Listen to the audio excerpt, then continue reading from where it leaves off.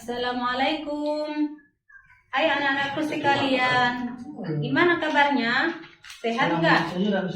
Baiklah anak-anak, sekarang kita hari ini belajar tentang materi pelajaran PAI, yaitu pada pelajaran yang ke-10 tentang kisah keteladanan Luqman.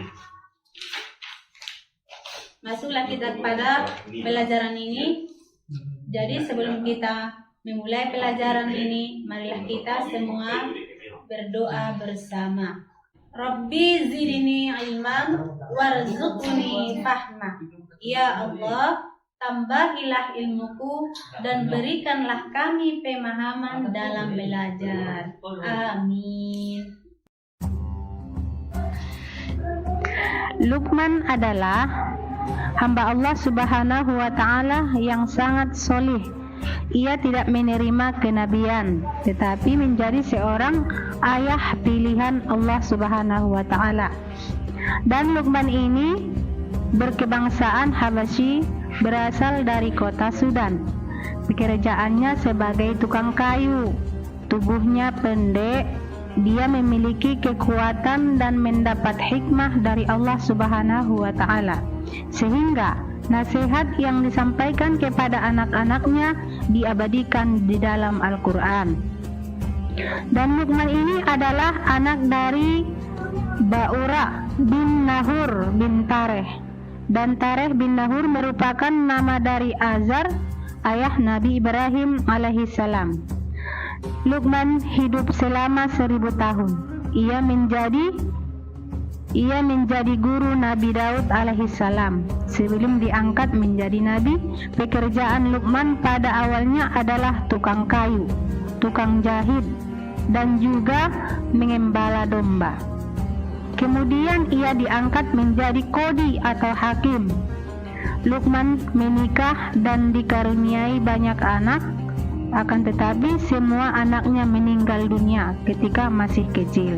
Semua itu ia terima dengan ikhlas karena ia yakin dan sabar bahwa semua yang terjadi adalah atas kehendak Allah Subhanahu wa Ta'ala. Luqman banyak bersyukur. Allah berfirman dalam Al-Quran, Bismillahirrahmanirrahim. وَلَقَدْ آتَيْنَا لُقْمَانَ الْحِكْمَةَ أَنِ اشْكُرْ لِلَّهِ وَمَنْ يَشْكُرْ فَإِنَّمَا يَشْكُرُ لِنَفْسِهِ وَمَنْ كَفَرَ فَإِنَّ اللَّهَ غَنِيٌّ حَمِيدٌ.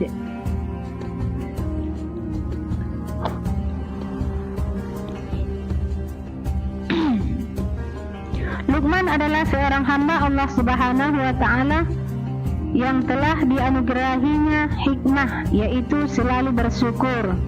Luqman selalu bersyukur atas nikmat yang ia peroleh. Allah Subhanahu wa Ta'ala katakan bahwa barang siapa yang bersyukur kepada Allah Subhanahu wa Ta'ala, maka sesungguhnya ia bersyukur untuk dirinya sendiri. Yang dimaksud dengan syukur adalah berterima kasih kepada Allah Subhanahu wa Ta'ala atas segala nikmat yang diberikannya kepada kita, seperti tubuh yang sempurna, dapat melihat, mendengar, berbicara, berjalan, meraba, dan merasa. Kita dapat makan dan minum, memiliki tempat tinggal, pakaian, dapat belajar, serta memiliki iman Islam. Allah Subhanahu wa Ta'ala telah menganugerahi Luqman ketaatan beribadah kepada Allah Subhanahu wa Ta'ala, memiliki perasaan halus, akal pikiran, dan pengetahuan luas. Nasihat Luqman kepada anaknya. Yang pertama, jangan musyrik atau menyekutukan Allah Subhanahu wa Ta'ala. Dan Allah berfirman dalam Al-Quran, wa iz qala Luqmanu libnihi wa huwa ya'iduhu ya bunayya la tusyrik billahi innasyirka la zulmun 'adzim. Artinya, ingatlah ketika Luqman berkata kepada anaknya di waktu ia memberi pelajaran kepadanya, hai anakku, janganlah kamu mempersekutukan Allah Subhanahu wa Ta'ala. Sesungguhnya mempersekutukan Allah Subhanahu wa Ta'ala adalah benar-benar kezaliman yang sangat besar.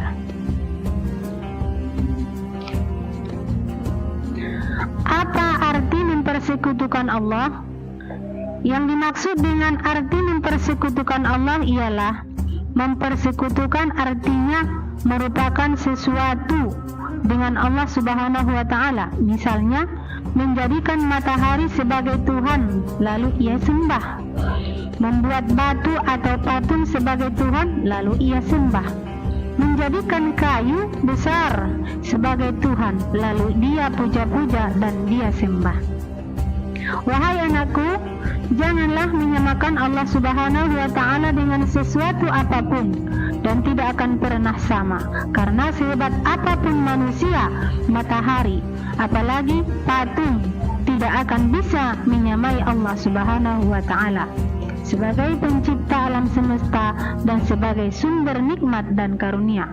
Barang siapa yang ingkar kepada pemberi nikmat dan karunia Allah Subhanahu wa Ta'ala, maka orang-orang tersebut telah berbuat zalim yang besar. Yang dimaksud dengan zalim ialah kejam, bengis, aniaya, dan tidak menaruh kasih sayang. Nah anak-anak, sekarang kita masuk pada kesimpulan inti daripada pelajaran yang Ibu terangkan tadi.